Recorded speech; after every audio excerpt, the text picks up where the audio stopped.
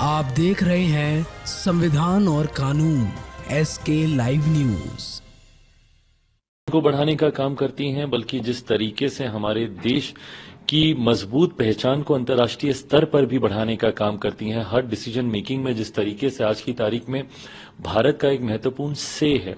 उस दिन जब मेरे प्रधानमंत्री जी ने अपने संबोधन में ही बोला कि आज की तारीख में जब भारत बोलता है तो दुनिया सुनती है, और हकीकत है, भारत जब आज की तारीख में बोलता है तो दुनिया सुनती है, क्योंकि भारत का वो कंट्रीब्यूशन अब रहा है हर क्षेत्र में। इस बार के विजिट में भी आप देखें जिस तरीके से अलग अलग कंपनी के सीईओ से, ग्लोबल कंपनीज के सीईओ से जिस तरीके से प्रधानमंत्री जी की मुलाकात हुई, जिस तरीके से भारत से चुराए गए आर्टिफैक्ट्स थे उसको जिस तरीके से 297 ऑफ देम को वापस लाया गया है, ये कहीं ना कहीं भारत की एक मजबूत पहचान को अंतर्राष्ट्रीय स्तर पर दर्शाने का काम करता है।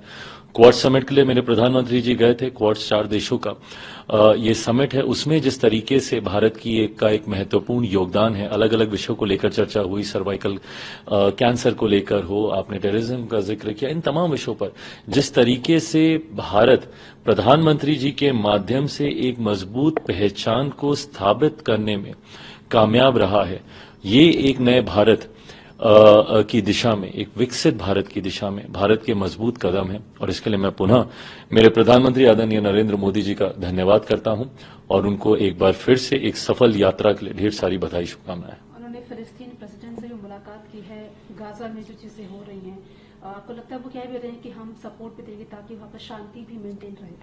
प्रधानमंत्री जी के शब्दों में कहूं, ये बात सत्य है कि भारत युद्ध का नहीं बुद्ध का देश है। हम लोग हमेशा से शांति के पक्षधर हम लोग रहे हैं, शांति प्रिय देश, और हम लोगों ने हमेशा हर संभव प्रयास किया है।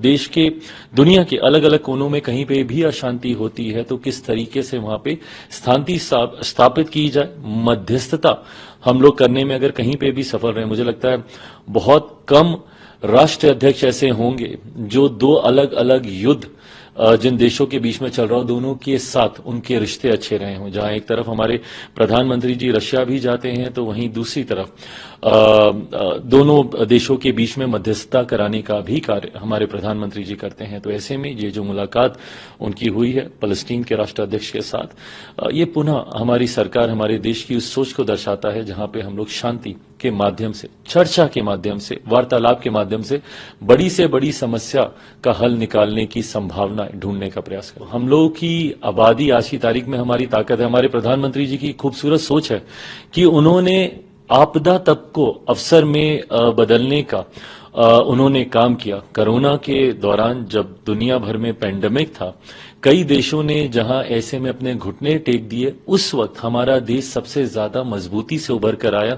हमने न सिर्फ अपने देशवासियों को बचाने का काम किया, बल्कि दूसरे देशों में भी वैक्सीन पहुंचाकर उनके लोगों को भी हम लोगों ने बचाने का काम किया।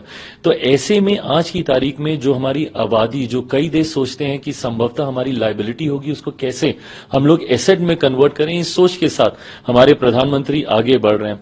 अबंडेंस को कैसे हम लोग अपॉर्चुनिटी में क्रिएट करें, कैसे इसको अपनी ताकत हम लोग बनाएं, इस दिशा में हमारे प्रधानमंत्री जी अलग अलग नीतियों को लेकर आ रहे हैं। मैं फूड प्रोसेसिंग सेक्टर से मैं जुड़ा हुआ हूं, एक मंत्री होने के नाते मैं मानता हूं कि किसानों की एक बड़ी आबादी है हमारे देश में, और प्रधानमंत्री भी सोच सकते हैं कि आने वाले दिनों में हम वर्ल्ड फूड बास्केट बने, देश में ही नहीं बल्कि दुनिया से हम लोग भूखमरी को हम लोग हटाएं। इतनी क्षमता हमारे देश में है जो आबादी की वजह से ही आती है।